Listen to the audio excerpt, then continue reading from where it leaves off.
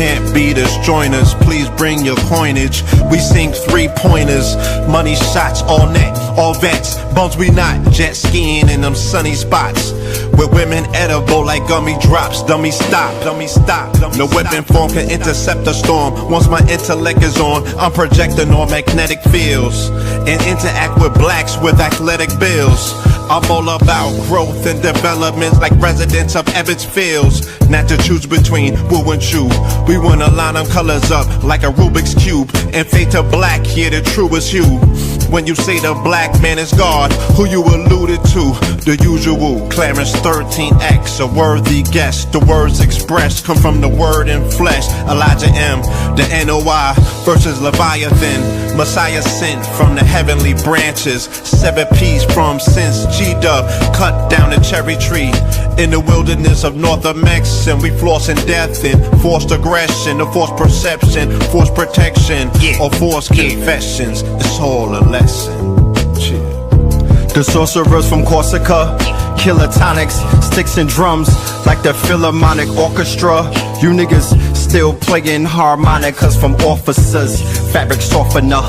Jive turkeys popping 5 perkies, playing with keys, the Scotch Storch type. For that soft white, we could've caught life, just being forthright. First class on my 4th flight, popping out like Fortnite. Every night we lit like Porsche lights. The meek shall inherit the earth, oh yeah, the scorched type. And these niggas, they some hoes in these streets. Me, I'm 10 toes in these streets. They lost their souls, niggas got holes in their feet. Shit, I'm just worried about the craft and how to perfect it. Not worried about the craft, yeah, that's out of perspectives. Focus on the chip like I'm Robert Kraft, and then how to protect it. It's the waves of the oceans. Get to the money, nigga, save your emotion. Descendant of the slaves in the graves in the oceans. Mastermind that the waves is in motions. These niggas, they addicted to the folly, addicted to that molly. Making me a movie, them sticks made of holly. I'm Dr. Manhattan, sitting on top of Manhattan. When I get all 5 rings, snap my fingers and pop up on satin. Dressed in all black, yeah, drop top the Phantom. Bless.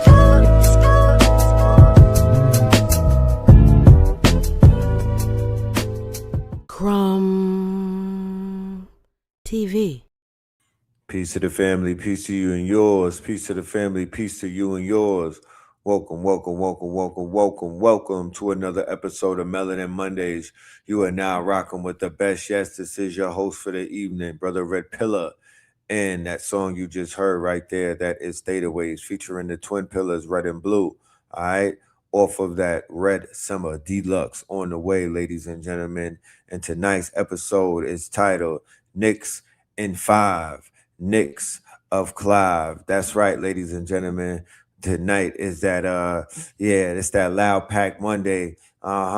It's that Loud Pack Monday and whatnot. We gonna roll up and we gonna smoke up. We gonna have a real good time tonight, ladies and gentlemen. Let's go ahead and do the roll call while y'all crumble your herb and get your Loud Packs in order and whatnot, and put some Clive in the motherfucking air and whatnot. Talk black to me. We're going to put some Clive, some Clive packs. Yeah, them Clive packs are smoking real good, I promise you. Talk black to me. What are we talking about? Yeah, play some Whitney Houston and smoke that Clive pack.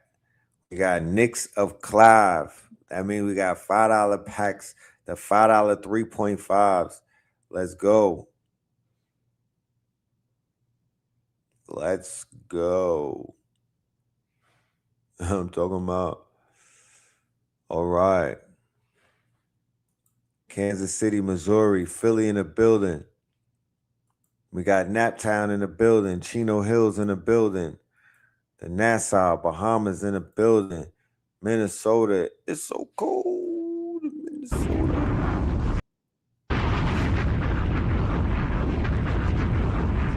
Shout out to Minnesota.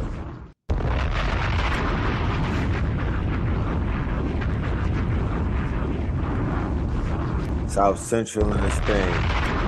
We got MIA up in this yacht. San Jose up in this thing. Oakland smoking. What we talking about? Talk black to me, huh? Roll up, baby. Southwest Florida. This a big one right here. Yeah. Richmond, Virginia. We should be sending out smoke signals tonight. You know what I'm talking about? The ancestors should be only talking in smoke. Nigga needs smoke talk. Smoke land. Yeah. That part.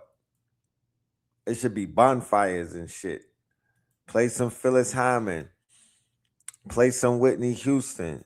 Play some Christopher Wallace. These are the artists that died underneath this devil's watch. We're gonna cook this man tonight. That's right. You know what I'm talking about? Yeah, the Jive. Clive. This is Clive from Jive. The hibachi. Welcome to my hibachi.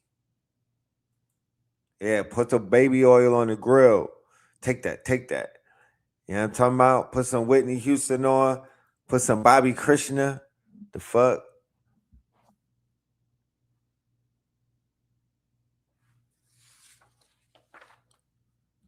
How y'all doing tonight? How y'all doing? And I took the strong end off. I was outside. I was working. And when I got back in every night, I had to go ahead and take it down. If you understand what I'm talking about.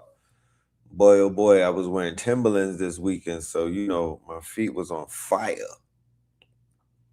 But, never, you know, we here now. I don't know about what they talking about. We here now though. I'm talking about they gave us Clive and 5. Shit. What a way to start the summer.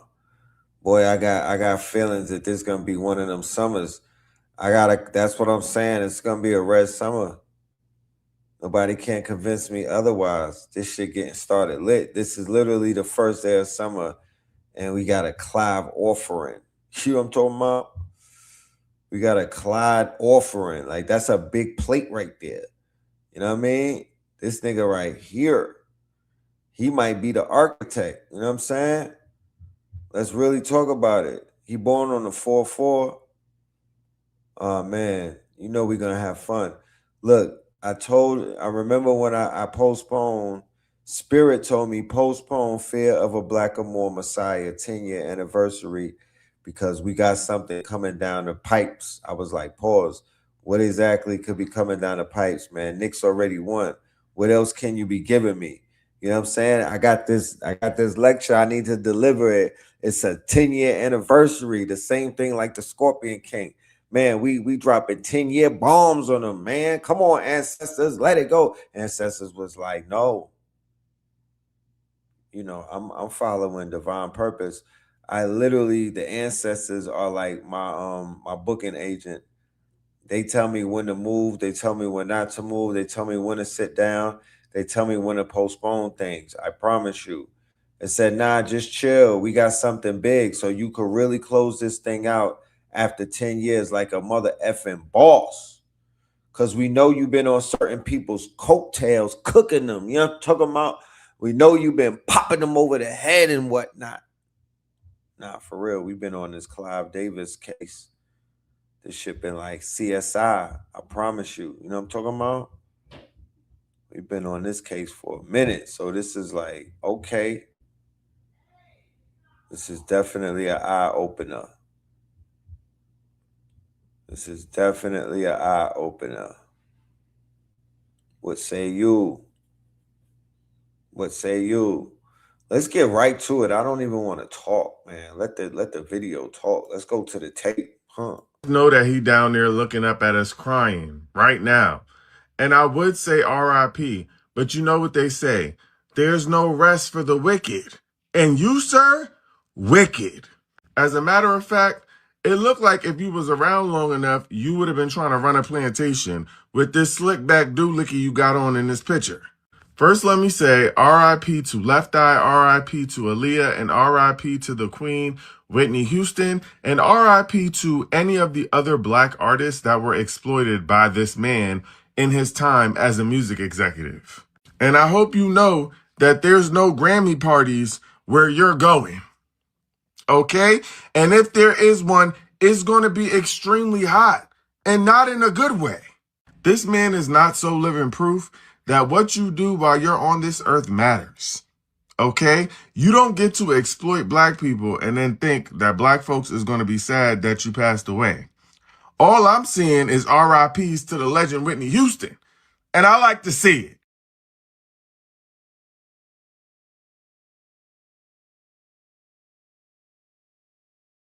it. Davis died, and before I say anything else, I'm going to first say good riddance. Now, before we get started, make sure you like, share, comment, subscribe, follow, do all the things. I'm going to talk my issue, have a good time, but let's get into it. So Clive Davis has died. I believe he was 94 years old, and he has passed away. And there are some out here that, of course, are going to say, RIP, he did so many things, etc. But if you know, you know, this man was not a good person.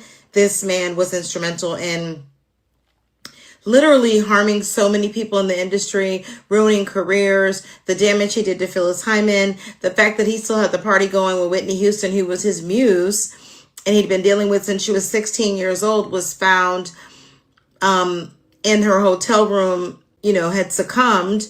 He still decided to have the party, his Grammy party, because his Grammy party always happened, and he needed the attention that he could get. So he didn't care about anything else but making sure that his party, which was a tradition, went off without a hitch. This man was instrumental in causing so much harm that his death is not a sadness. And I know I'm going to get those people in here that are going to pull the, you're talking ill of the dead and we shouldn't speak ill of the dead. Well, sometimes when the people that die aren't good people, it is what it is, and I'd actually be gandering to say he should have been gone sooner. Good riddance to him. He's gone. And now that he's gone, somebody should have the courage to tell the truth. And now that he's gone, somebody should have the courage to tell the truth. Several somebodies.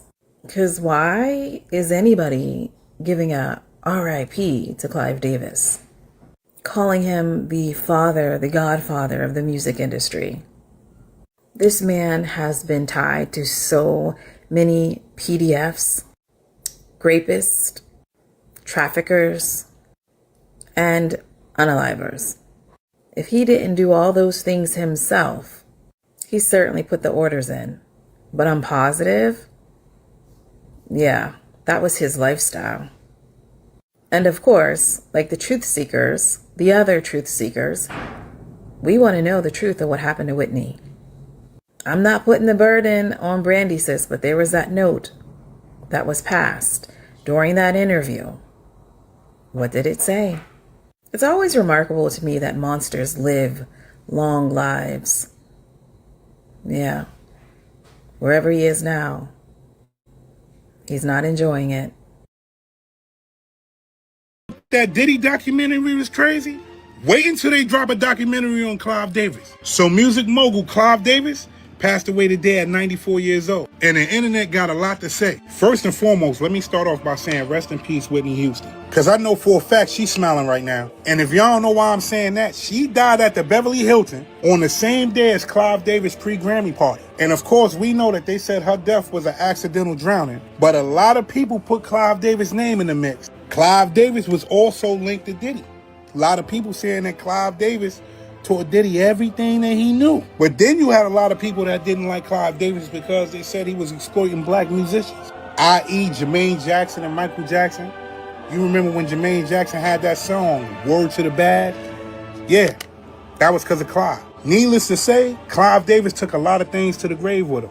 They asked question after question about things that happened with Diddy, and he never addressed those things. And let's not forget that Clive was one of the reasons that TLC went broke, because of that bad contract. You gotta remember that TLC broke into that office and held him hostage so they can get out that contract. So trust me when I say a lot of people was unhappy with this man before he passed away, but I'm guessing they couldn't do nothing about it. You got some people saying that Clive was one of the most evil people in the industry.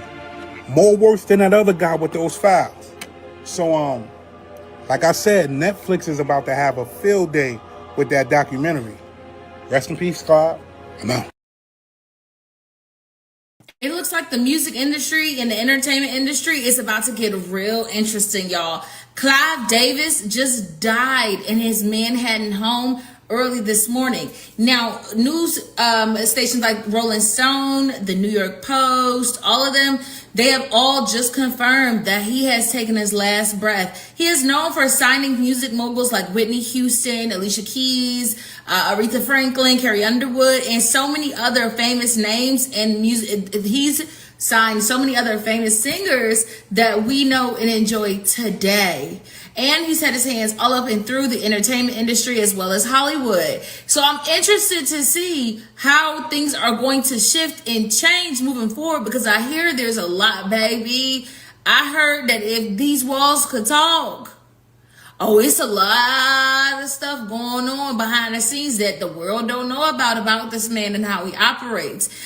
There's been a lot of speculation into who taught Diddy how to have those Diddy parties. And basically, there was some speculation about Clive Davis's role in the death of the late singer Whitney Houston. She ain't got no business being dead right now. Her or Bobby Christina, they ain't got no business being dead. But it was saying that there was a potentially some nefarious activity going on behind the scenes, and that Clive Davis was at the center of all of the speculation that was going on with Whitney Houston's untimely death, as well as several other incidences that took place with a lot of singers within the industry. Now, I can't exactly tell you why they were speculating that he was at the center of it, but what I will say is that the streets don't be lying. And there was a lot of information going on about Clive Davis. So if y'all got some of that tea, go ahead and put it down in the comment section. But until then, don't forget to make sure that you are donating, because we are a couple days from reaching our goal. And by golly, Miss Molly, we gonna reach it. In the meantime, between time we squeeze time, stay tuned, because there's a lot more to go. And while I would love to say rest in peace, baby, word on the street is that no ma'am. No ma'am. Anyway, stay tuned, because there's a lot more to go.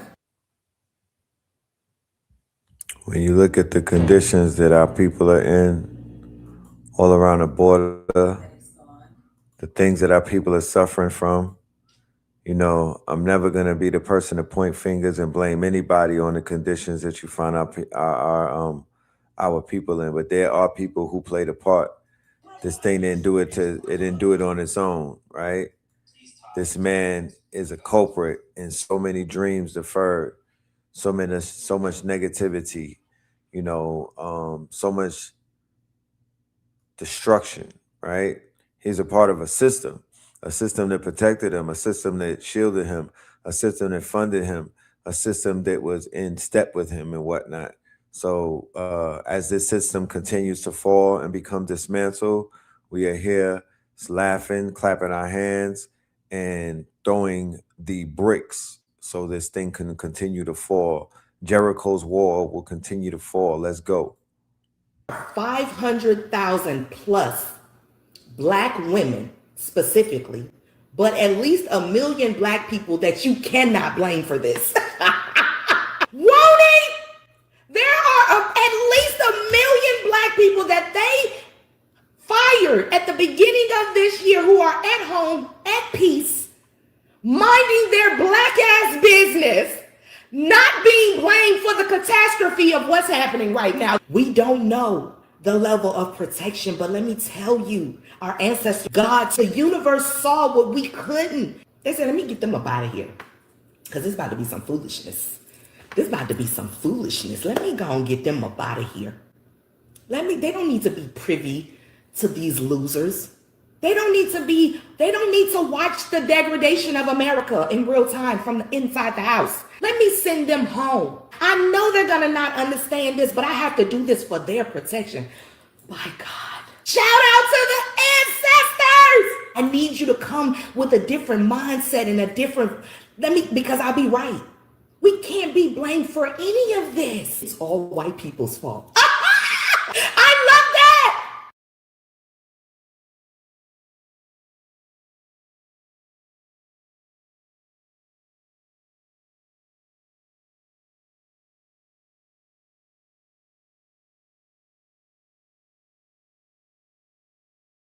World Cup is doing. It made me realize minority. Where? Because these European nations, they had a really good time grabbing some of the best players from other countries that are more melanated and put them on their teams. This guy broke it down. If it weren't for melanated folks, colonization, immigrants, well.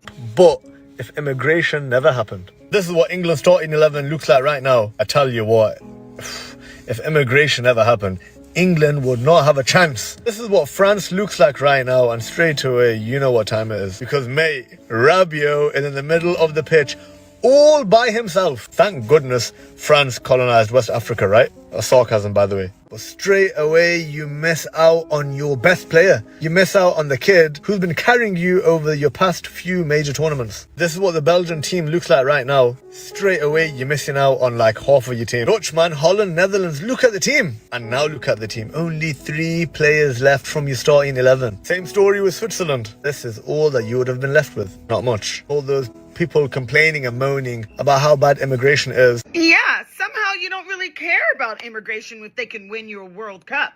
When you're screaming and yelling and tearing goal! And you don't seem to care if it's an immigrant or not, as long as they're wearing the jersey of your country. Interesting how your issues are conditional. I'm just saying, I thought this was interesting because immigration did you guys well, huh? Colonization is kind of good for you, huh? Just saying. Okay, bye. Happy Juneteenth. Congratulations to Cape Verde. Guys, I don't think you understand how historic a situation that is for them at the World Cup, drawing with Uruguay. They drew with Spain, which is I think it's one of the top ranked countries in the World Cup this year.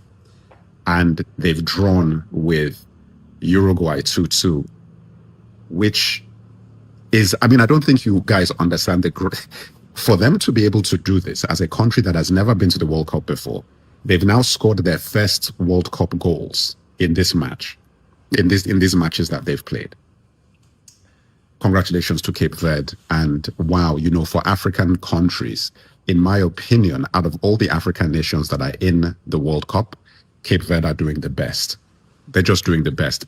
Unbelievable. If these guys get through to the knockout stages by getting a win in their final game, or even if it's a point, 3 points might be enough.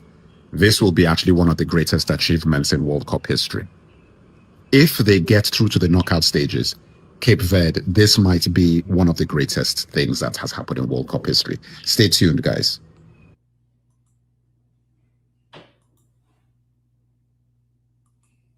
Apparently, Argentina is the South Africa of South America. Yeah, because the whole entire Latin America is rooting against Argentina, y'all.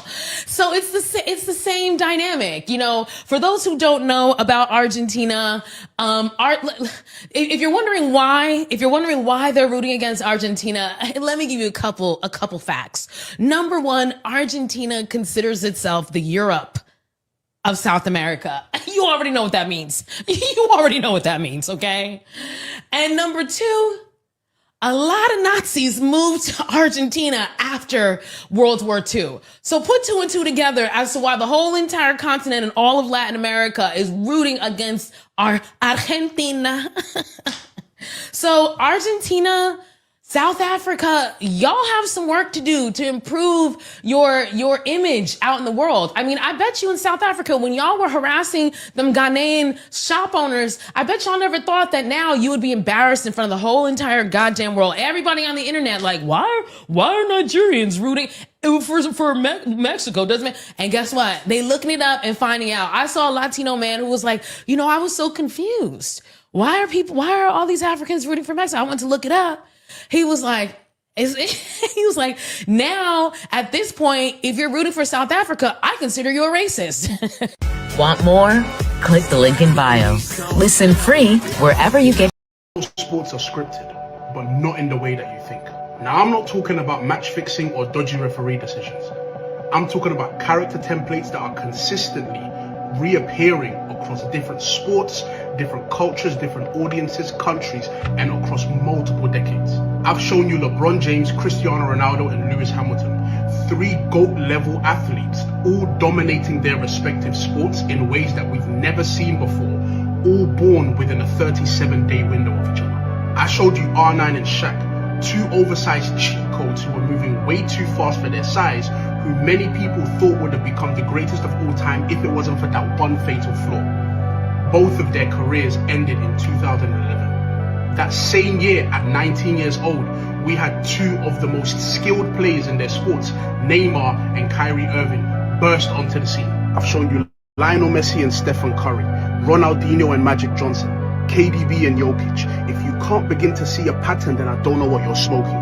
Because how many coincidences do you need before it's no longer a coincidence? One comparison can be random. Two can be a coincidence. But when you see repeated character archetypes, repeated career arcs, repeated flaws, breakdowns, handovers, and so many different things across different sports, different countries, different timings, you have to begin to ask yourself, is this random or is this a sequence that I'm not noticing the pattern in? If I show you the number 5, it doesn't mean much to you. If I show you the number 5 and 10, you can begin to make a guess. But if I show you 5, 10, 15, 20, 25, 30, and 35, your brain starts to already look at the pattern and why it's going up in multiples of 5. So why do we allow our brains to recognize patterns in numbers, but refuse to recognize them in stories?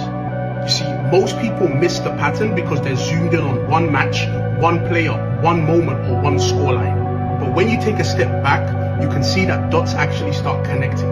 And when you see that these different sports keep producing the same character templates, the same story arcs, the same rivalries, storylines, handovers, and all of these different things, the question you shouldn't be asking yourself anymore is, are sports scripted? The question you should be asking is, who keeps putting these stories in front of me?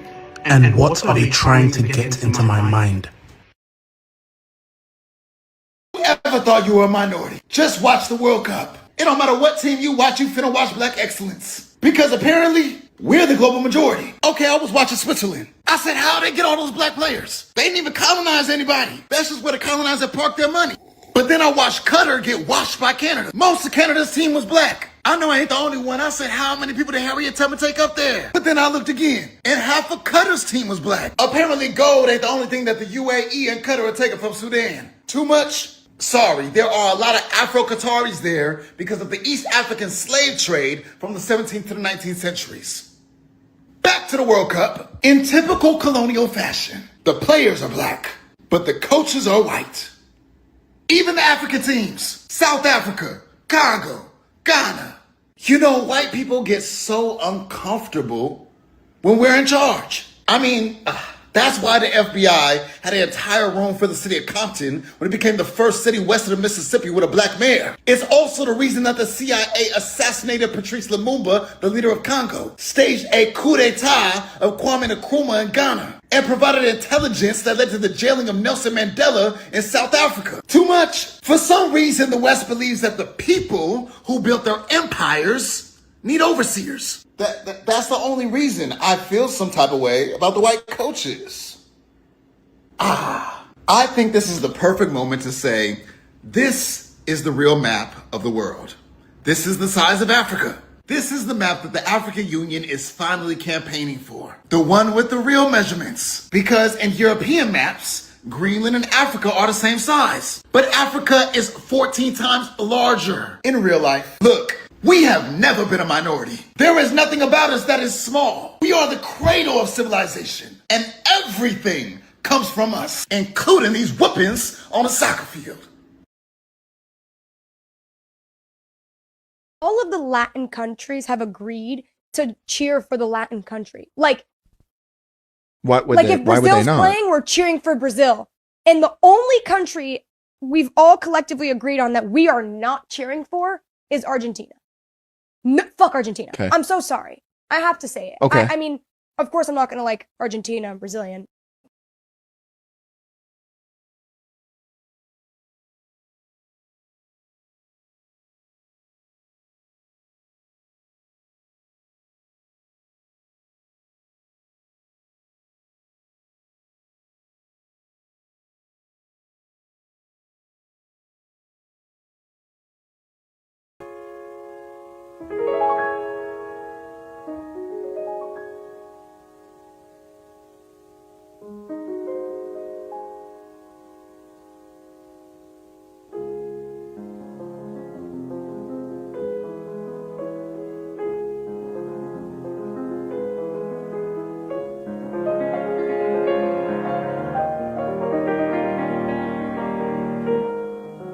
Some more right there.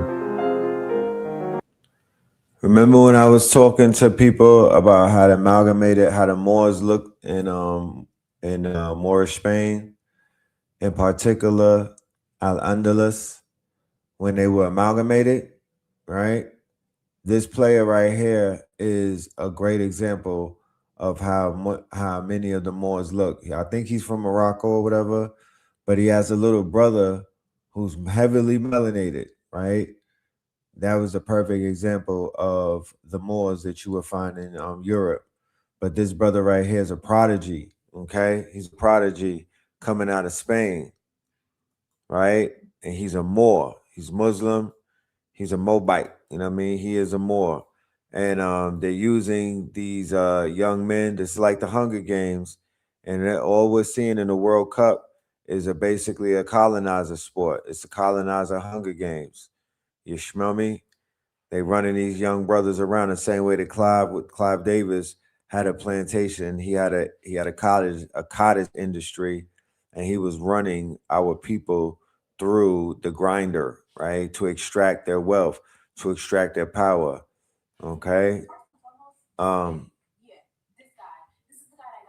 Let's get back into some things that are going on in Mississippi, some things that are going on in Texas, some things that are going on in the Deep South, which, in my humble opinion, is ground zero for this new Red Summer psyop that they're going to be building up. Okay, the prediction is that we are going to have another Red Summer like 2020, and they are planting the seeds in the deep South, especially with America turning 250. It's going to pop out. It's going to pop off in 4 of the ports: Natchez, Mississippi, Louisiana, Charleston, South Carolina, and the Chesapeake Bay and Virginia, because those are the 4 ports that are tied into the country's history. And those are the 4 ports where they basically, wherever the rituals were done, wherever the magic was basically initiated, it was in these points. So we want to focus on those points. All right. Let's tap into some information, some stories that are going on in those areas. All right. On Juneteenth, they dropped the video. How many people saw the video with the young brother Carmelo Anthony? Right? How many people how many people saw that they dropped the video of Carmelo on quote unquote Juneteenth? Even though it's very grainy and whatnot, remember, this is a psyops. They're building out a narrative. Right? That narrative is being built. They are slowly energy harvesting. They are drawing people in, slowly but surely, opening up the case, energy harvesting, aura farming, right? They're getting people riled up. They're turning people, they're making people become invested in it. Like this is court TV and whatnot. The case is already over, but they are continuing on their campaign and they're digging deep into the psychology and the hearts and minds of our people. They're rage baiting. So be mindful of that. Pay attention to that. Be the sharper tool in the tool shed in those conversations. Don't argue, don't debate, but definitely take the temperature of people around you to see how the psyops is playing out. Right? Yeah, OJ Part 2 during the NBA Finals. Exactly. Thank you. Because this was the anniversary of OJ. The OJ anniversary crossed over during the NBA Finals, dealing with the Carmelo Anthony of the Knicks and a Carmelo Anthony out there in Texas while they were playing Texas. So just keep in mind how they play these games. Nothing is coincidental. Carmelo Anthony of the New York Knicks. You don't say the New York Knicks without saying Carmelo, but they were bringing up Carmelo's name religiously in this case and whatnot. They never made a distinction. Oh, no, we're not talking about this guy right here. You know what I'm saying? And now we have the situation, and it's all good because the young brother will be coming home. Understand that. He will be coming home on the appeal for sure. 24 hours after Judge Roche announced that he will be stepping down and resigning from being a judge after the Carmelo Anthony case, the footage from what happened on that field has been leaked.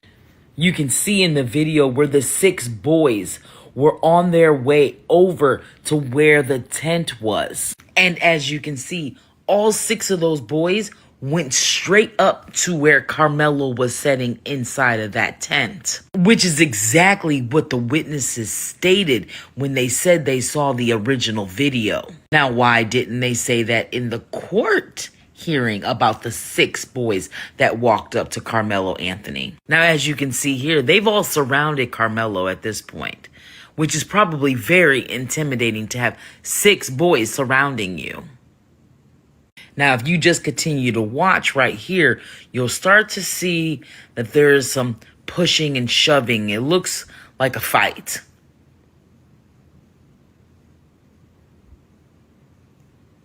Looks like there was a punch thrown too, doesn't it? You see Carmelo leave, run out of the tent, and run down to the field. So now that this footage has been leaked, we can see that there were 6 boys, that they did surround Carmelo. They did. And they all came there together to attack that boy.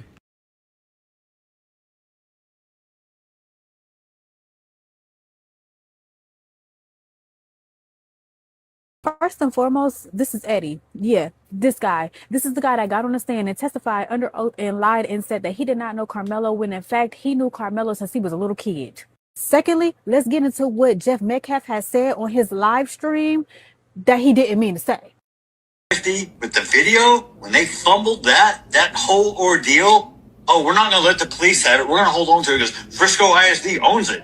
But we're going to open it up to let people come in and view it, but you have to sign in, but you can't tape it. I hope y'all heard what he said. He said they fumbled the video, which means nobody was supposed to view that video when in fact they had people signing in to view the video. Morris Turner was one of them people who saw the video. That's why he said they fumbled with the video. I want y'all to context clues, okay? And let's not forget about the judge who's trying to resign now because he know he fucked up. Not only that, they also got a video floating around on social media when in fact the attorney general signed off and said that the video will not be released to the public. So I don't know what the video that y'all are passing around, but I don't believe that to be the actual footage from the scene. And some of the videos, it's not even raining or wet or muggy outside. I need y'all to put y'all thinking cap on when it comes to this Carmelo case. And do y'all not believe for 1 second that if they did put out a video that they're not doctoring the video, they didn't want it to get out in the first place? Come on now, people. Be smart. News is just some messy ass bitches, aren't they? Releasing clips and parts and images or whatever the case may be of the fight between Carmelo and the Metcalf twins. Y'all released it on Juneteenth. Touche. Can't even be mad at it. What I'm mad at is that y'all showing everything but how the fucking fight started. What are we doing? We want show how it started. Show how it started. Because I'm seeing clips of the webcam of the, I said webcam, my God, body cam footage of the police having Carmelo in handcuffs and Carmelo crying out saying, he put his hands on me. He put his hands on me. I told him, don't put his hands on me. Why are you not showing how the fight started?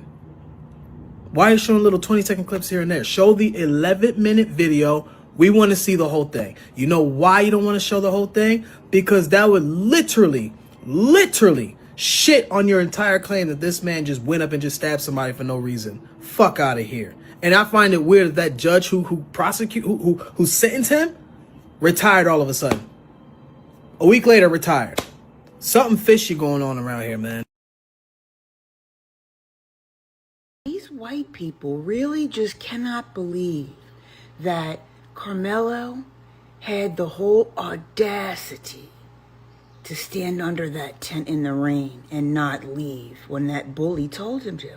They can't believe that kid had the audacity to stay in that tent and want to get shelter from the rain. I mean, It's like the kid said, if you touch me, it ain't gonna end well. If you fucking touch me, it ain't gonna end well. And guess what happened? It didn't end well. He told you that. Now, the knife or the utility tool, guess what? It would have stayed in the bag and never bothered nobody if the bully never put his hands on somebody. Okay, what is the lesson we're learning here, class? Makes sense. Jeff Madcliffe is a fucking child predator. I wonder why his children fucked up. Because he fucked up. So you mean to tell me that you like little girls? Stranger danger, awareness. Protect your daughters, your nieces, please. Because this man like little fucking girls. So what you mean to tell me, with your privilege and the color of your skin, you thought that this shit wasn't going to get out? The fucking joke's on you. And it's not a fucking joke because at this point, I'm scared of you. I have my legs crossed. And I'm telling every little girl, crisscross applesauce, when you see Mr. Jeff, Uncle Jeff, run. He's fucking dangerous. So you talked about Carmelo Anthony being a fucking felon. So let's not forget and take you back down memory lane. 2011, you was found guilty of sexual assault. Oh my fucking God. And you a man that holler about Christianity, and you have committed a deadly sin.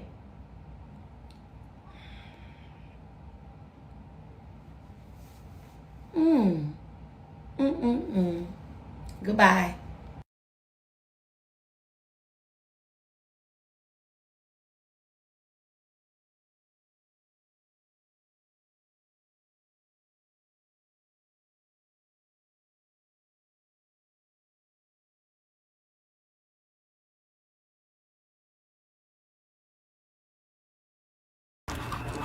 They're charging us with perception. That's what it is. Because they're perceiving theft. They are perceiving these crimes and acting on that perception. The military teaches the same thing. Perception is reality. It's actually scary how quickly they can drill that into one's brain and they can just absorb it as a way of life. But I don't know if the police do that. Do they do that? Is perception reality? Because apparently perception is enough to get charged or killed, or both. Inquiring minds would like to know. Yo, I just realized during the first wave of BLM, we didn't have TikTok. We didn't have long form videos. We had Tumblr and shit like that, which I still advocate for. But this is different. Even if it is suppressed, it is an avenue that we did not have before.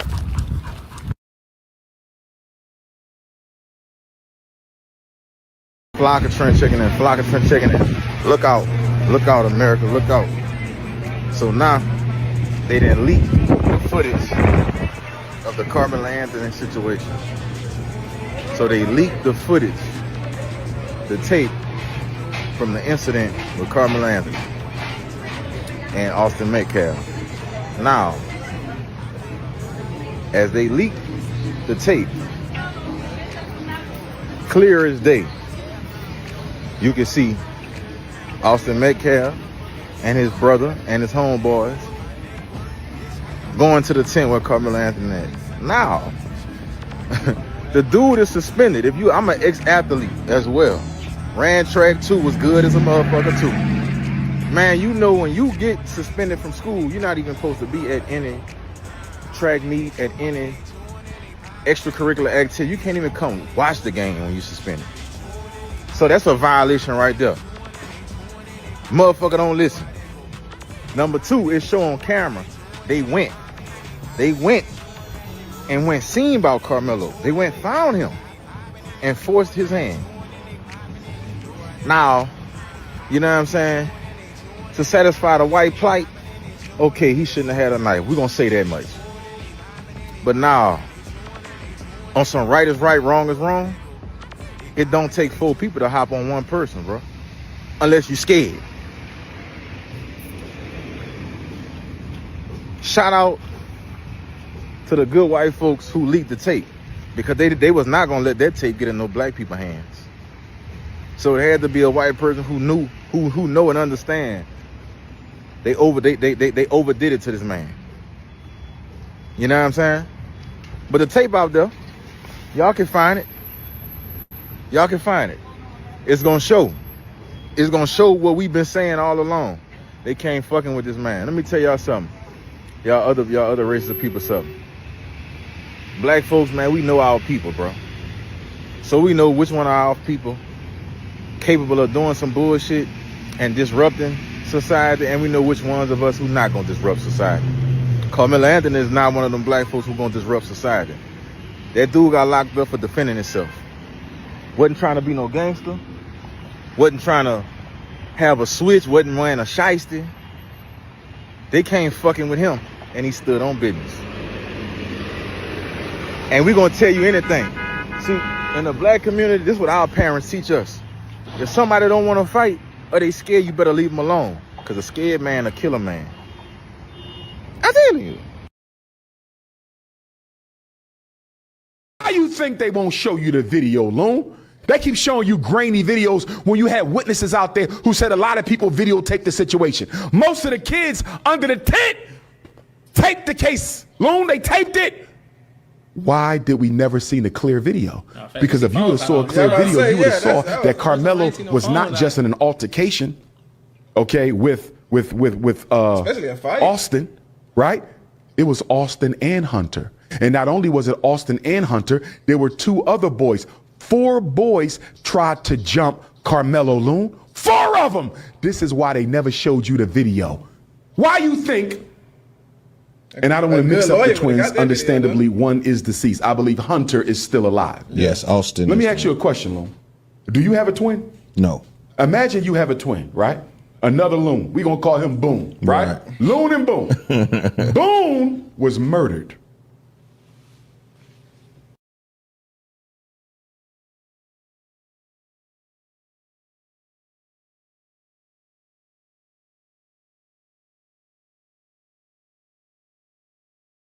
About Rasheem Carter. He was in Mississippi and he was being chased by 3 truckloads of white men yelling racial slurs at him. And while he was being chased, he ran to the police station. So when he got to the police station, he told them he was being chased. He told them that they were saying all these type of racial slurs and he just needed to ride back home because he wanted to get home safely. They told him this isn't a taxi service. Then he told them where he was headed and they said, oh no, that's out of my jurisdiction. So after they told him that, he left the police station. Later on that day, he was found on surveillance camera at the Family Dollar. He looked all types of scared, looking over his back. He just looked like he was really shaken, as you would be, being chased by 3 truckloads of people yelling racial slurs at you. And then after he was seen at the Family Dollar, he was seen on another surveillance video running into the woods. But this time his shirt was off and he was running with a stick. That was the last time anybody has seen that man alive. His body was found 1 month later in those same woods, scattered in 4 different places. And when they found his head, his private parts was in his mouth. And you know what police said? The police said that animals did it to him and there was no foul play. And we still don't have any answers of what really happened to Rasheem Carter.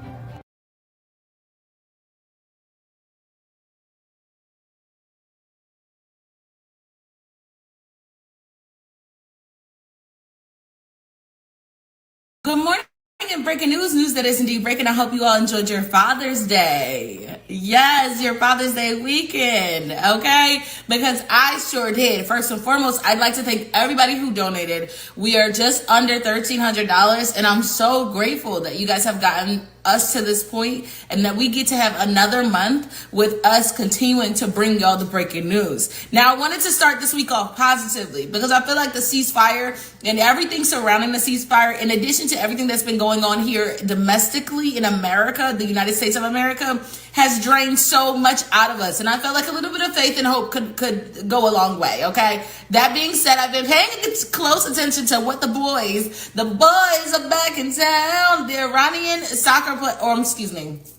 the World Cup is going on, and Group G, they just tied 0-0 with no goals scored, 7 goals blocked Yes, your girl, that's my journalistic tip. Like, I was definitely following along. I don't get it, but that's okay, because at one point I didn't get football, and I'm such a huge football fan. Now, this is football, okay? It's a different type of football, but the girlies love it, okay? Long story short, 7 goals were blocked. And I was grateful to see that the Iranian government and leadership were also watching closely. I mean, why not? These boys are doing such an impeccable job. From the stands in solidarity with the 168, the Manab girls, and making sure that the world knows where they stand, that they're not willing to sell their souls just to be accepted, down to them acknowledging and embracing the cartel, because the cartel ended up sending them a lot of love and support. They took good care of the boys, so the boys came to the field and they left it all on the field. And I, for one, after watching all the clips and everything, I'm so proud of this team. I'm definitely proud of Mexico's team too.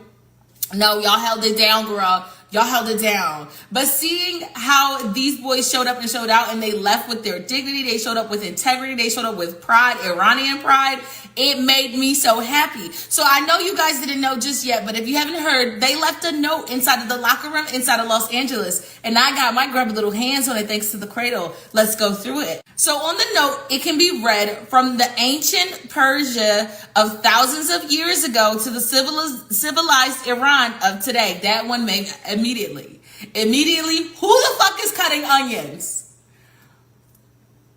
I'm not even Persian, but like, no, you ate with that one. You knew exactly what you was doing with that one. Like I said, these are the descendants of the great Persia that stood the test of time. Obviously, there were so many dynasties that stood the test of time. The Ashanti dynasty, Jing dynasty, but Persia was definitely one of my favorites, as you can see. The spirit of Iran remains alive and steadfast. The 168, the Manab, the beautiful baby girls that were assassinated, in which P. Hegseth just had to go in front of Congress to explain how the fuck this shit happened, because you're saying it's an accident. Show us. That's what Congress is saying, and they froze 75% of his traveling fee. So he would not be able to basically like hop skip his way up out of here or hop skip his way up out of trouble. He has to explain how the fuck that shit happened and why the fuck that he would embarrass America like that. Because that it felt intentional is basically what Congress and the UN and the EU is saying. We came to Los Angeles with pride, competed with honor, and leave with our dignity. Thank you, Los Angeles, for your hospitality, and thank you to every Iranian who gave their heart, voice, and soul for Iran through these 180 minutes, which is the game. May peace, respect, and friendship prevail among all nations. Don't do me. Don't do me. You see the handwriting, okay? I had to squint a little bit. Either way, it definitely made me like, oh, as I was reading this while I was curling my hair this morning, like these boys, they are the epitome of integrity, honor, the definition of dignity. You know what I'm saying? They came, they conquered, they did what needed to be done. And Iran, your home is proud of you. I'm quite certain your ancestors they in the ancestral plane, they running it up behind you. They making some motherfucking noise, y'all. You see what I mean? Like, they made sure y'all was taken care of in Mexico. So make sure you pour up some libations for your ancestors, because they coming. They coming hard about y'all, okay? Make sure y'all stand up straight with your chest poked out. Because word on the curb is that Iran is holding it down, especially in Switzerland right now, for the country of Iran and for Lebanon. Y'all don't understand. Shit is really, everything is changing globally. And that's the most important part about it. That was exactly what your ancestors, the forward movement, they tried to implement.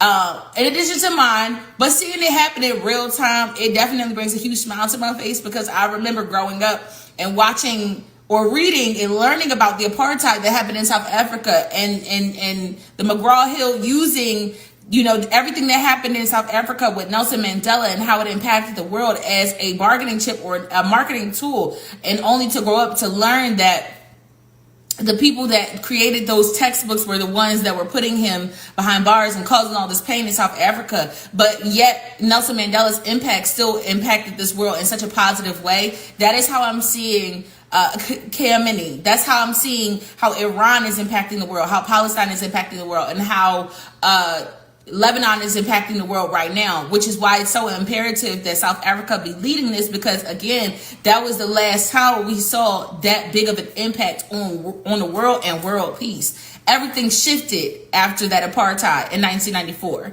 And I'm praying and so hopeful for the future moving forward, especially seeing this kind of behavior when it comes to everything that's happening in the world. This is the kind of world that I want to see my child grow up in.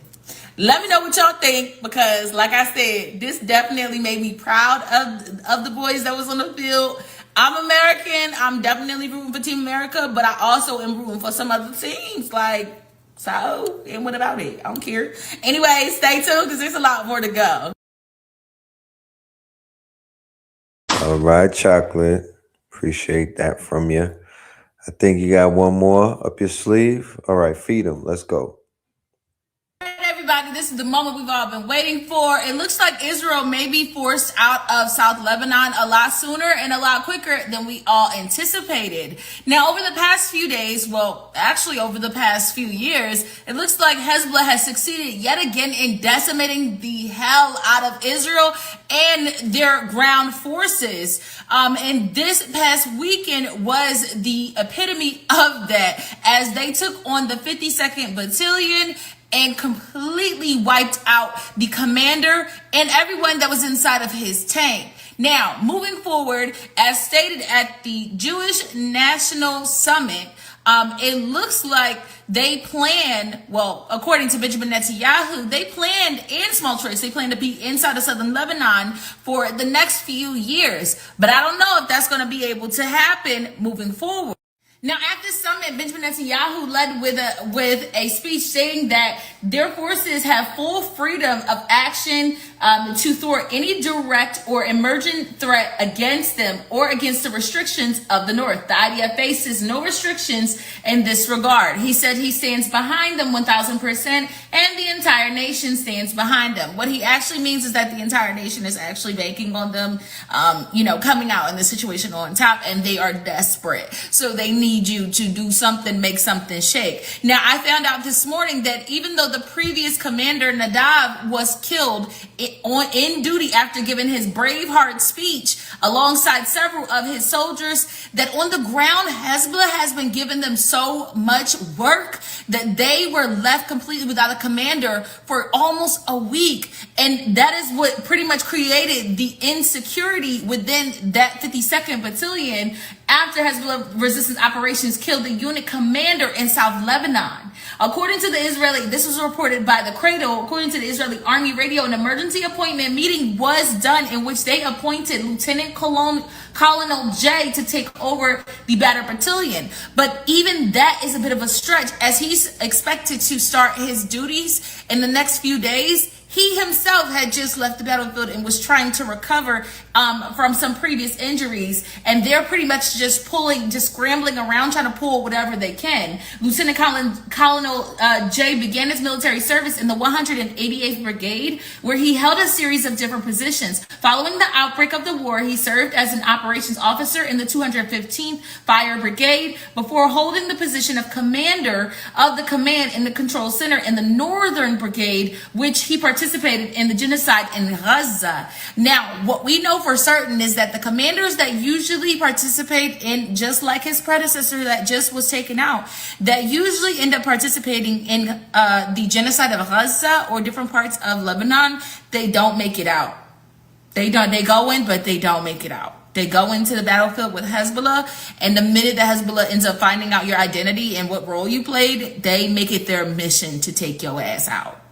And that's precisely what they did by the previous Colonel Nadav Lotan, Major General of the ground force of the 52nd Battalion. Baby, the way that Hezbollah's clock is ticking on y'all, I don't think it's going down the way that you think it's going to go down.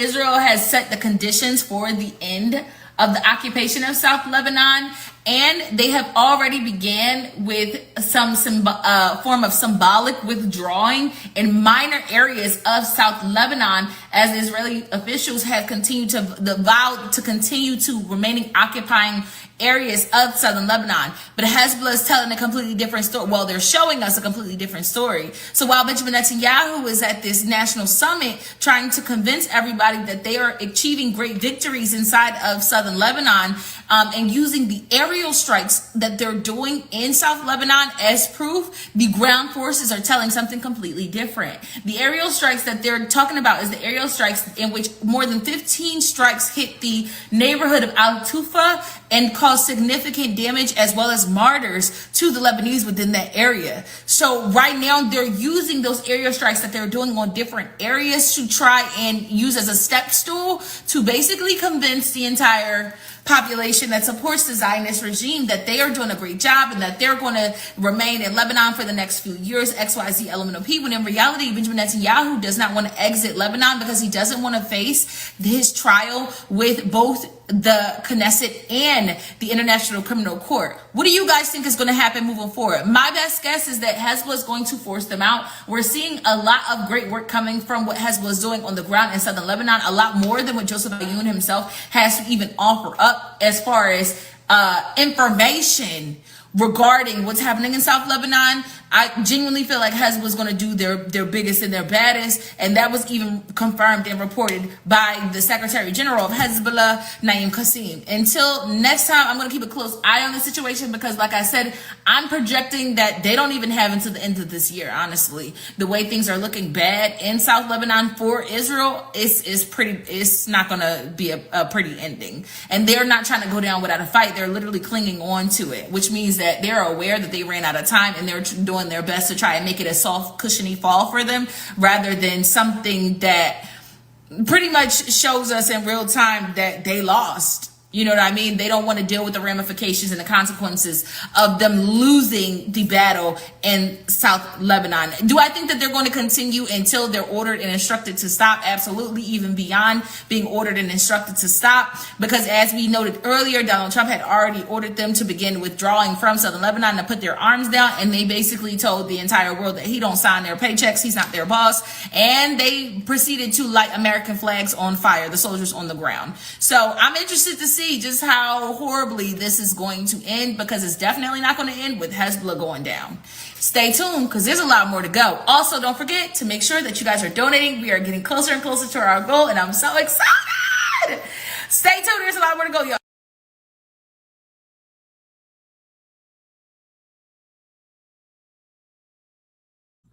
Yes. All right. Read a tweet from their Minister of National Security from our greatest liability, and I want you here at home to let me know if it sounds. Today we're just going to read a tweet from their Minister of National Security from our greatest liability, and I want you here at home to let me know if it sounds genocidal or not. For every tear of an Israeli mother, 1,000 Lebanese mothers must weep. All of Lebanon must burn. That's the first paragraph. This is the type of thing he wears in public. He brags about getting the death sentence to possibly be televised for people to watch Palestinians that are hostages die. All due respect to Americans, aka fuck us, Israel must make it clear to the entire world that the blood of our sons and the security of our citizens are not forfeit. All of Lebanon must burn. He said that twice now. Our supreme duty is to protect the citizens of Israel and the soldiers of the IDF, and the commitment takes precedence over every other consideration, aka fuck all you little goy, and we gonna do whatever we want. We gonna be moving, grooving, vibing, sliding, and everybody else gonna be dying. Ben-Gvir is proud of it. He makes all these videos of him torturing the prisoners. بضربوا بالدم بحبسبوا بالدم دين أمور محاماة دولية ويفرض الله على العبد تقبل. He's not ashamed of it. He's not trying to hide it. That's what I like about Ben-Gvir. He's showing you everything he's doing. He's showing you. He's not hiding it. So the whole world can see what he's doing. Don't ask me. Go to Ben-Gvir's Facebook page or Twitter page and look at the videos that Ben-Gvir is posting. He's not the only one, because they all threaten us with different types of things. This guy He got caught saying maybe the USA needs another Pearl Harbor or 9/11 to remember who is the enemy and who is the friend. Obviously, he then edited/deleted it because he's like, oh, wow, that sounds fucking insane. I told the prime minister, even in our private meetings, for every tear of an Israeli mother, 1,000 Lebanese mothers must weep. All this is happening. Our U.S. intelligence is saying to Trump's team and the rest of the government, they're going to undermine everything you're doing because it's not just Ben. Bibi the Bomber is the exact same way. All of their government the exact same way. But once they get caught, they say, oh no, that doesn't reflect how we really feel. I'm not making that up. Here you can see Naftali Bennett, who says, pay no attention to Ben. He's a clown who represents neither Israel's value nor its actions. So I'm like, well, let me go look up his quotes. What do you represent? Killed a lot of Arabs in my life, and there's no problem with that. Most humans would find a problem with that. Almost every home, school, hospital in Gaza is part of Hamas terror apparatus, aka they're not actual humans. Everyone's Hamas. Let's kill and flatten everything. Like literally, word for word. Imagine bulldozers simply leveling the area so then you could go build. And so what's the difference? Ben's just more obvious with it? Ping pong in the Middle East. You don't win with measured responses and restraint. You need to go berserk. Obliterate to crush the terror. This man is in their government. Hello? I don't understand. This is where my tax dollars go. Same guy that tortured the flotilla people and then put it on social media and they're like, wait, no, that's not good. Y'all don't care.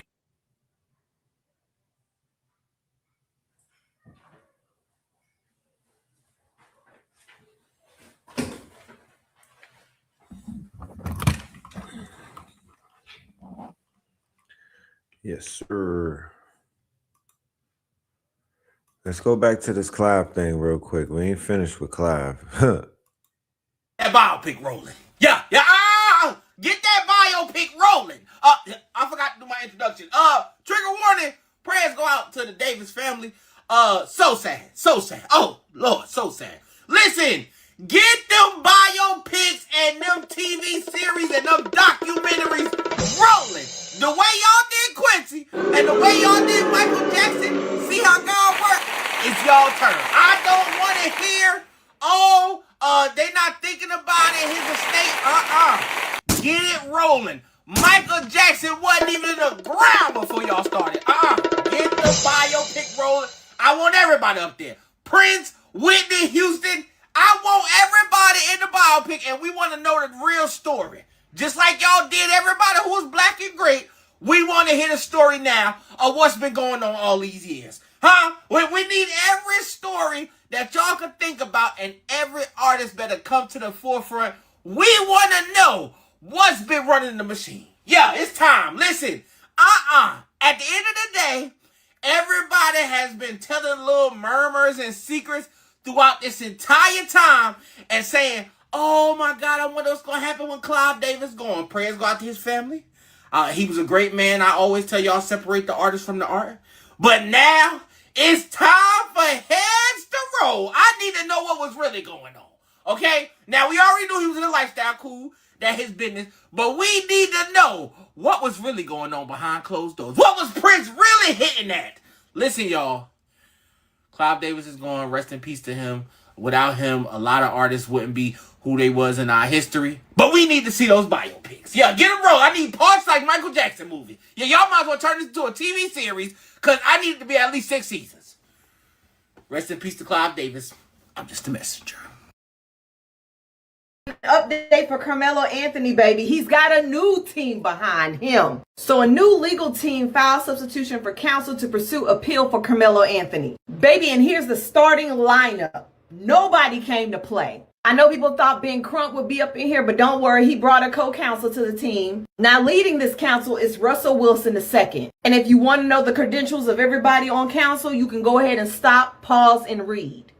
I just want to make it clear, I stand with Carmelo Anthony, and I love that our community has come behind this young black man and let him know that he is not alone. And hopefully we can turn this conviction over and get him the fuck out of there. I don't want him to serve no time for defending himself. And for all you 3x5 cards sitting in my comment section telling me that putting your hands on somebody does not justify unaliving them, I'm just going to say Emmett Till, Trayvon Martin, Breonna Taylor, Ahmaud Arbery, and the list goes on. Y'all are a fucking danger no matter what. I don't know why y'all like to switch up history if y'all are not the most treacherous individuals to walk this fucking world. Just because Wigs R Us removes history from the books doesn't mean it didn't happen. Y'all are not peaceful. Y'all are not pleasant. Y'all don't mind y'all business. And y'all are literally a threat to black people's lives. And history will not tell you anything different. So don't play the innocent factor. Y'all have done way more to us than we've ever done to y'all. And for way less. Have the fucking day you deserve. Masses are being distracted by almost every psyops known to man. This is what's happening in the background. Atlanta, Georgia just became the most surveilled city in the United States, with over 100 AI-powered cameras per 1,000 residents. It could literally flag any activity in real time and then even deploy robotic units with motions and sensors and all of the things. So if you haven't put together what these data centers are really for, it's this. Mass surveillance. And the craziest part is that our tax money is what's building the infrastructure to surveil us. It's crazy. And just FYI, these data centers have now put the United States in $39 trillion in debt. So, the more you know. The first quarter of 2026, David Sachs, the former White House AI advisor, said AI was already 75% of the GDP growth. 75%. It means that the American economy is not really growing at all. Only a handful of tech companies are growing, and every other company is being counted as a background noise. Young workers cannot find jobs, rent keeps going up, the GDP number looks healthy on screen, but only because 7 companies are propping up the whole thing right now. I have a full article with more context on Substack, link in bio, or you can visit grumpychineseguy.com. You can support me there. Thank you very much. I really appreciate it. So who is David Sachs? He is a venture capitalist, one of the PayPal crowd, alongside Peter Thiel and Elon Musk. He was appointed by Trump to be in charge of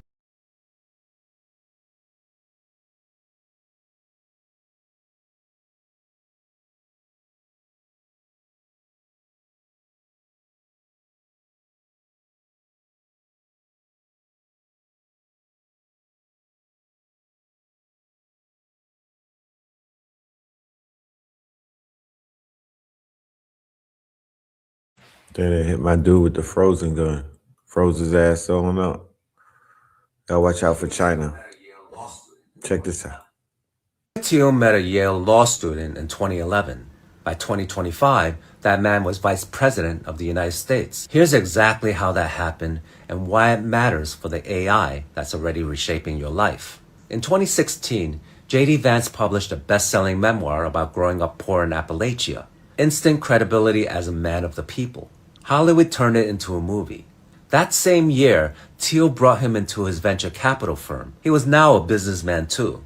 In 2019, Vance co-founded the Rockbridge Network with conservative activist Chris Buskirk, backed by Thiel, who spoke at his first summit. Leonard Leo was in that room, the same dark money architect who has spent decades reshaping the courts. In 2022, Thiel wrote a $15 million check to Vance's Senate campaign, the largest single donation to any Senate candidate in American history. Then he wrote the foreword to a book by Heritage Foundation president Kevin Roberts, the architect of Project 2025. Vance called Heritage the most influential engine of ideas for Republicans from Ronald Reagan to Donald Trump. He echoed Roberts' own words, a second American revolution that will remain bloodless if the left allows it to be. The book was so controversial, Roberts delayed its release until after the election. Vance's name was already on it. In 2024, when Trump's campaign was short on cash, Rockbridge stepped in. Donald Trump Jr., a Rockbridge member, recommended Vance as the running mate. Trump picked him. Once in office, Vance carried Curtis Yarvin's blueprint directly into policy. Fire government employees, replace them with loyalists, defy the courts when they push back. Meanwhile, Leonard Leo's Supreme Court established the Major Questions Doctrine, a kill switch for government oversight. It tells the government that if a company is powerful enough to change the economy, federal agencies aren't allowed to regulate them unless Congress writes a brand new law for every single specific problem. They know Congress is too gridlocked to ever do that. They didn't need to deregulate. They legally crippled the government's ability to protect us. Every agency that could regulate AI, the FTC, the FCC, the SEC, was hit by those same rulings. And now David Sachs, Thiel's long-term colleague shapes AI policy from inside the White House with no guardrails and no accountability to the American people. In our next part, we show you how two networks working separately for 4 decades ended up building the exact same thing. With Vance a heartbeat away from the presidency, is he an independent actor or merely the instrument these networks designed to execute their plan? Let me know what you think in the comments, and follow so you don't miss the final piece of the puzzle.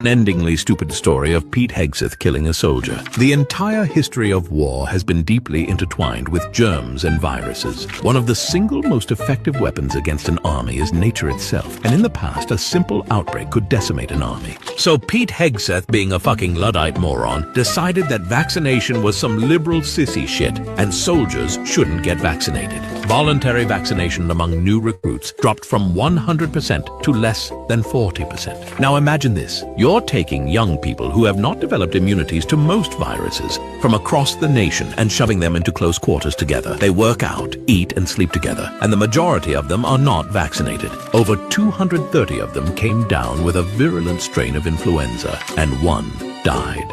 The outbreak is ongoing and growing, and it highlights one thing. Pete Hegseth doesn't understand the first thing about keeping a military in working order. His decision here actively killed a soldier, and other outbreaks will almost certainly spread across the armed forces. But I'm sure he'll say some trite shit that kind of rhymes while wearing a suit 2 sizes too small as he plays pretend soldier and loses another war to another vastly weaker nation. And continue to snort down some white powder while actively killing fishermen because he needs to be tough on drugs or some shit like that. Fuck this guy.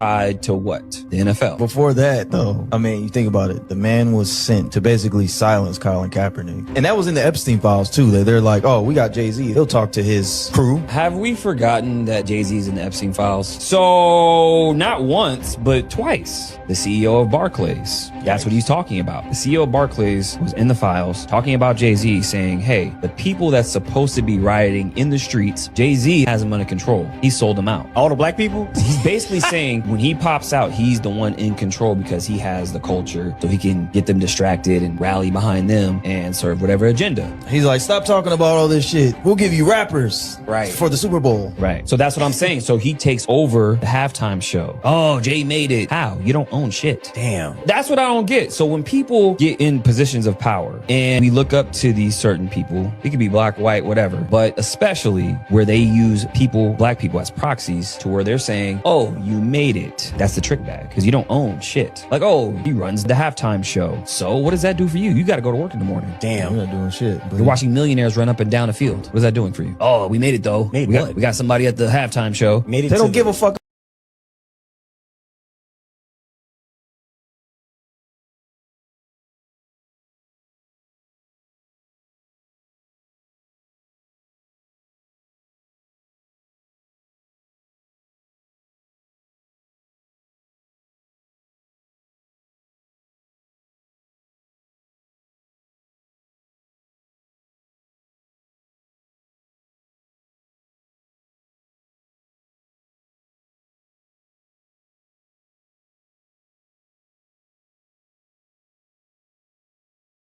So I just saw an article in the New York Times. It says, NICKS accept invitation to White House or something like that. And you read it, and it's not that the Knicks accepted an invitation. James Dolan, the owner of the team, accepted an invitation. And it's actually really fucked up for multiple reasons. Number one, traditionally, certainly of late, when a team is asked to go to the White House, especially an NBA team, the owner or the general manager has checked with the players. And for the most part, the players have said no and have passed. And then the team says, all right, our guys aren't going. Golden State Warriors, perfect example. We're not going. Okay. And this is entirely because Donald Trump has politicized everything. And he's been horrible to black people. And he's talked about black people in horrible, horrible ways. And it's just been grotesque. And that's what's happened. James Dolan, Knicks accept invitation to White House is not what happened. James Dolan, who is very close to Donald Trump and wants to have his businesses helped out by the White House and the federal government, accepted the invitation. And it is the most, I'm being sincere about this, plantation owner shit I've seen since Donald Sterling. Truly. You're accepting invitation for your players, all but one of whom is black. You're accepting the invitation to the White House without checking with them, without checking with your coach, who happens to be a black man as well. You're not checking with any of them. You are accepting, the white owner of this team, is accepting an invitation. And you then expect, of course, your players to go because they work for you. They run your shop. And they, of course, are going to adhere to the commands of owner. And I've always been uncomfortable with the role of owners in sports, the way it's almost always a white man and it's majority black athletes calling that man Mr. Who saw James Dolan at the Knicks parade when they were doing the whole thing with the key to the city? He looked first of all, he didn't give the mayor no love. And I know that that's political, whatever. But he looked like he didn't want to really be there. He was looking very contentious. Him and his son were just moping around and shit. I wasn't feeling none of that. No energy from him whatsoever was giving me like, yo, this is a good, like the mayor's energy felt way better than the fucking owner. So I understand what homie is saying. And then when they talk about, remember, he was chilling with the Epstein crew. He was chilling with Trump. You feel me? When they lost the game and everything. Yeah, firebun James Dolan. Firebun all of them wrinkled ass, fake ass owners and whatnot. There's no love for them. We rock with the players and the symbology of it, whatever. That's where the buck stops there. All that other shit is a dub. You know what I'm saying? I ain't trying to give the Madison Square Garden no bread. You know what I mean? They don't need none of my money. Jalen Brunson got $500 million the other day. He don't need, you know what I mean? He doesn't need a damn nickel from me going into MSG because F MSG at the end of the day. The fuck? They've been in New York City forever and ain't did a goddamn thing for nobody in New York once. Not even the damn ex-Knicks players. You feel me? They gave Patrick Ewing a fucking Pele. A Pele. You know what I mean? And maybe some Broadway tickets. I'm good on them. Did Mom Donnie mention Oakley? I did not hear him say Oakley name, which is also blasphemous. They didn't mention Anthony Mason either. I don't see no Xavier X-Man shit. I don't see no Oakley shit. Like, what are we talking about? What the fuck? That is New York. That's the Knicks, my niggas. Before Sprewell was choking shit out and all of that other shit was happening, there was X-Men. There was Xavier. That's who Biggie was rapping about in the damn story to tell. Chat about. But anyway, ladies and gentlemen, boys and girls, guys and goddesses, moles and mo bites, I want to say thank you all for pulling up with us, smoking on these CLIVE packs. You know what I'm talking about? Smoking on these NICKS and 5. We smoking on NICKS of CLIVE. NICKS and 5. We smoking on NICKS of CLIVE. NICKS and 5. We smoking on NICKS of CLIVE. Anthony Mason up in this bitch. Dipset. Yes. Where's his jersey at? What we talk about? Yeah. That's the nigga that Biggie stuck up in Story to Tell. He was the original bad boy. But anyway, NICKS and 5, we smoking on NICKS of CLIVE. You already know. Listen, it's 1973. We told you 53 years, hip-hop is dead. Bambaataa made transition. All right. He's a certain type of energy. And it's the same type of energy that Clive Davis had and whatnot. When people die, their spells wear off. When people die, the dark cloud goes with them. When people make transition, their power is now going to dissipate. That's why people are going to talk out against him and say things and whatnot. He's an op pack. Smoke him. Don't ever in your life feel like you can't. We got that Charlie pack. You know what I'm talking about? We got that Clive pack. You know what I mean? Yeah, we got that. Yeah, that's the original rapper weed. He created this industry of pimps and hoes, bankrolls and clothes, the materialism, went against the spirituality, the Bati Boy shit, Clive Davis, the Gremlin, the Keebler Elf, you know what I mean? The Magi that was behind a lot of fuckery, gone. All right? Yeah, that part. Theta Waves, NICKS and 5, we smoking on NICKS of CLIVE. Let's go.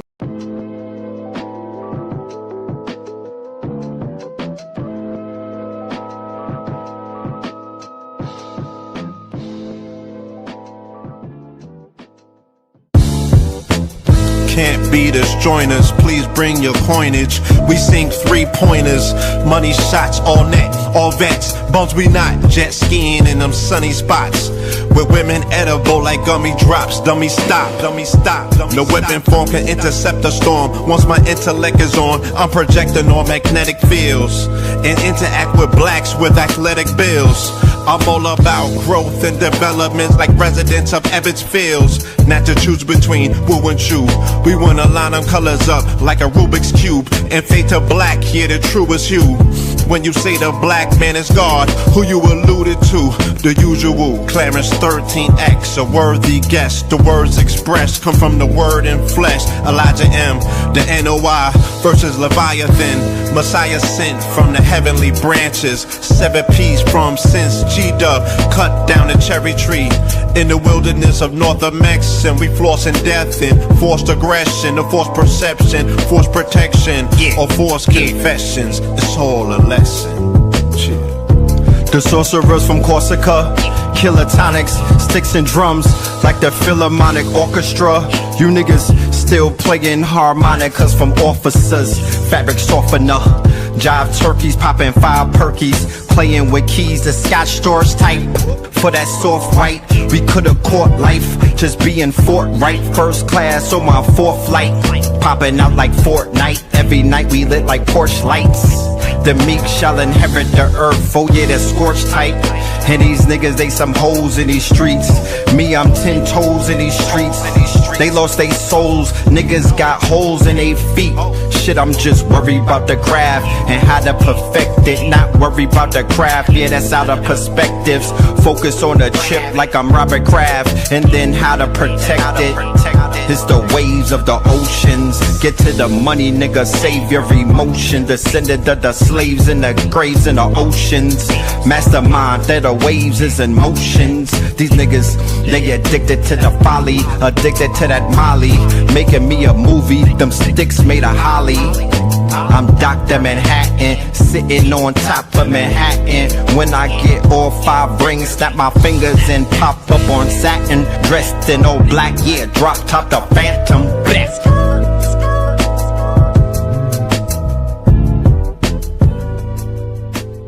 Crumb TV.